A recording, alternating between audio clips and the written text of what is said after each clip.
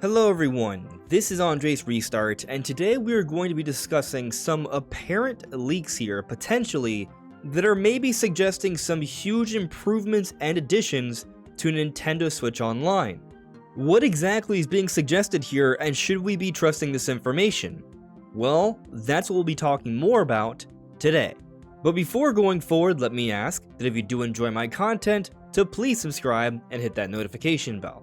So as of late, there's already been a lot of discussion about perhaps Nintendo Gamecube coming to Switch Online. And the reasons why this has been happening as of late is because back in May, there were some shipment parts for a new form of an official Nintendo Gamecube controller. And this has led many people to wonder, why would Nintendo be putting together a new form of the Gamecube controller? There's a few different possibilities, but one that comes to mind is Gamecube coming to Switch Online. When you consider this information on top of the fact that a few months earlier this year, we saw trademarks for Gamecube as well that seemed to match up to the similar sort of trademarkings we saw for the other Switch Online platforms, it's definitely been steering people in this kind of direction. And there's certainly debate to be had on where it makes sense for Gamecube Online to come. Will this come to Switch 1 even though we're getting a lot of Gamecube remakes and remasters? Or is this something that's being saved for Switch 2 later down the road? At this point, there's a great deal of uncertainty, but it does kind of feel like Gamecube is in the equation for Switch Online improvements. But now it's looking like there are some additional leaks that could be making this situation even more interesting. So there is a possible leaker that we haven't spoken of as of late because I was starting to think maybe their information isn't as reliable as I once thought it was. And this person is Nash Weedle. Nash Weedle, I thought, was building up a pretty solid track record with their information on Metroid Dread, some hints regarding Switch Online, and then them also putting out rumors about Switch 2 that then later other credible sites started talking about in the same way, leading me to think that this person may have access to the same type of internal information. But if you go even further back to Nash Weedle's history, there have been other things that have been discussed that have not panned out. They at one point talked about the timing regarding the sequel to Breath of the Wild, and that part was totally off. And so I've shied away from Nash Weedle leaks as of late due to me not being too certain about their credibility. But something has come up recently that is reeling me back in here. So back in May, before anyone else talked about it, because there was a leaker by Eddie Wong on Reset Era that talked about this shortly before the Direct, but here this leak is happening before any others about Mario and Luigi coming back. So here in this translation from Nash Weedle, Leak Express Mini, Mario and Luigi are coming back. Maybe not as what we would all expect, but there is a title in development that includes the name of the two plumbers. It seems they would be advanced and could be announced in this fiscal year. So what's extremely interesting about this is that they essentially were predicting that we were getting a new Mario and Luigi game shortly after the release of Paper Mario: The Thousand Year Door Remake and Super Mario RPG. And what has actually happened is that Brothership, Mario and Luigi Brothership, was announced a month later in the Direct and is coming out this holiday. And so what we're looking at here is a year of Mario RPGs. Super Mario RPG, then half a year later, Paper Mario: The Thousand Year Door, and then another half year later, Mario and Luigi Brothership. This seems kind of unprecedented to get 3 back-to-back Mario RPGs within a time frame of a year. So to predict or to expect that a third Mario RPG series, one being the return to Mario and Luigi that many people thought was totally gone after the disbanding of Alpha Dream, it's not an easy prediction to make, and yet here they quote-unquote leaked that Mario and Luigi would be returning. So maybe it was a lucky guess, but considering the circumstances here, I think this would be a fantastic guess, and also considering the history of them getting at least a decent amount of leaks correct, I think their leaks are worth considering again. I have been reeled back in, but of course I will stress, take this with a grain of salt. Especially because not everything we've heard from Nash Weedle has come to fruition.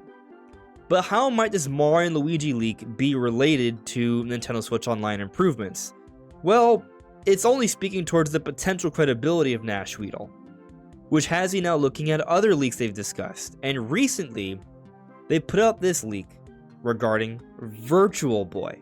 Leak Express. Virtual Boy games are not lost in limbo. Some of the best games on the console are being adapted to be played comfortably in 2D, and it seems they would also maintain the 3D version. It is not known if they will arrive as a compilation or for the NSO service. So this is interesting stuff. We're being told here that Nintendo is putting together a lineup of virtual games that's being repurposed for the modern era. What makes the most sense to see this? Well, are they going to give us like a Virtual Boy Mini or a Virtual Boy Classic?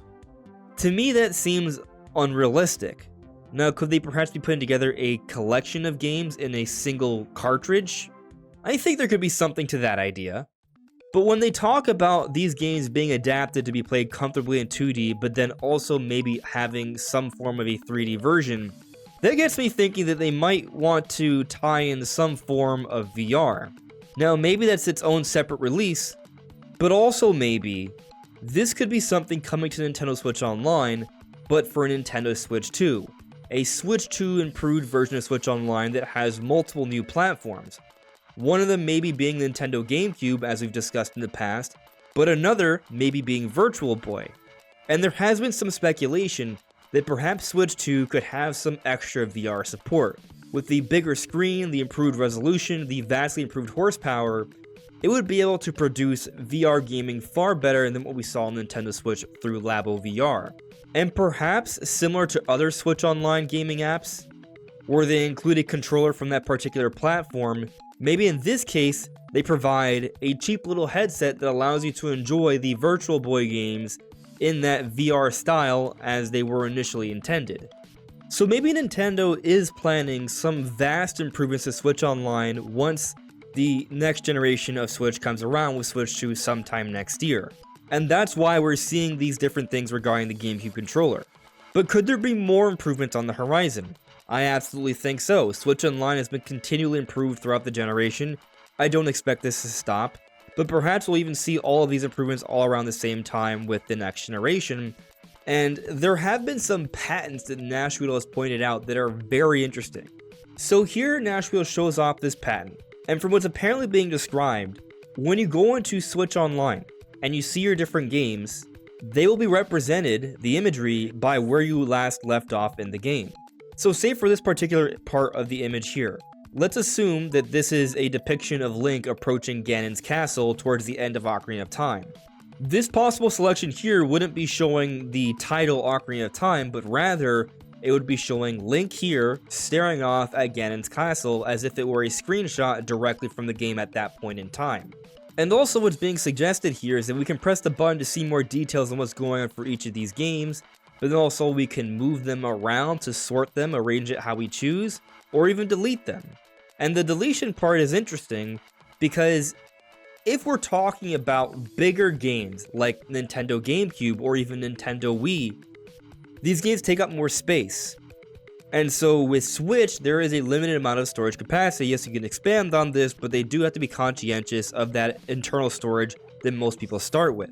With Switch 2, there's likely going to be more, but still, there are going to be games that are going to be a lot bigger if we're talking about GameCube and Nintendo Wii. And so maybe you can't have every single game on there. Maybe they want you to have a little bit more flexibility for what you can have on there based off your interests. So maybe you can simply delete certain apps if you don't want them on your personal version of Switch Online. You can pick and choose. This level of customization might be really important for the overall advancement of Switch Online moving forward. Now, in the spirit of covering all my bases here, I do think I should mention that yes, this is a patent, so it is official information, but patents don't necessarily mean something that will actually come to market. It's a concept or a technology that Nintendo wants to protect that they might use in the future. Now, earlier I mentioned the possibility of not just GameCube and Virtual Boy, but also Nintendo Wii. Assuming we have something like the Joy-Cons, this would be very feasible. And Wii and GameCube games are very comparable, so if we get one, I wouldn't be shocked if the others around the corner are coming at the same time. And this thought initially crossed my mind from a video I spoke on a couple days ago, where we were discussing the possibility of seeing Metroid Prime 2 and 3 remastered. And I threw out the suggestion that perhaps the reason we haven't seen games like Prime 2 and 3 or even Wind Waker or Twilight Princess is because maybe there's going to be an improvement to Switch Online where these games will be made available. But something I sort of glossed over is I was just talking about GameCube Switch Online. Metroid Prime 3 Corruption is not a GameCube game but a Nintendo Wii game. And so if there's anything to that theory, you would also need Nintendo Wii to come to Switch Online.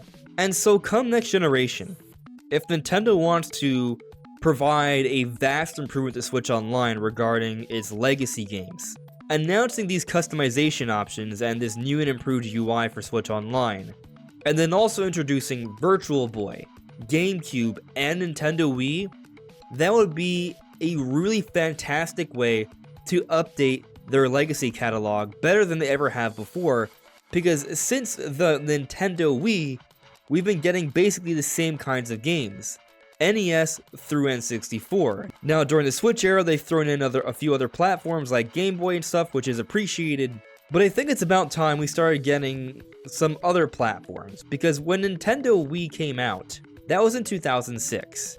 And Virtual Console was including N64 games, which started coming out in 1996. There was about a decade gap, in some cases less, for games coming to Virtual Console. We're now in the 2020s. GameCube came out in 2001. Wii came out in 2006. It's been well over 10 years, and we haven't seen games like these brought over to any form of Nintendo Legacy support. I think it's more than about time for Nintendo to start considering these, assuming they're not going to be relying on these as big remakes and remasters for Switch 2. For Switch 1, I think so, which is why I think we may have to wait a little bit, but there still are plenty of games that may never see a remaster or remake that would make tons of sense to come to NSL. But what do you all think? Let me know in the comments below. This is AndresRestart, thank you so much for listening and watching, and I'll see you all really soon. Take care. Bye.